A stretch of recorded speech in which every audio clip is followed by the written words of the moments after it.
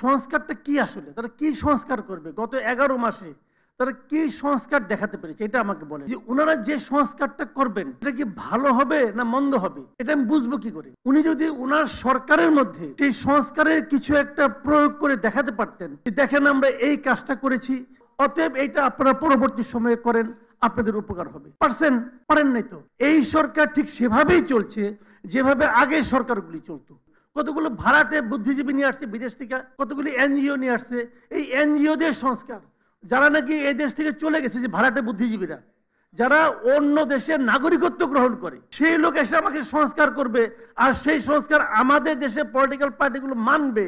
কেন মানবে এটা আমি বুঝি না। প্রতিদিন সকালে এই আমাদের পলিটিক্যাল পার্টির লিডাররা, কিছু মনে করবেন এখানে আছেন আপনারা, প্রতিদিন সকালে যে ঘরের মধ্যে ঢুকে নিয়ে কি কি আলাপ আলোচনা করে, বাইরে এসে কয়ে যে অর্ধেক খুশি, সম্পূর্ণ সন্তুষ্ট, কিছুটা অসন্তুষ্ট, আবার মাঝে মাঝে ওখান থেকে বাইরেই পড়ে না, আমি এই আলোচনায় থাকবো না।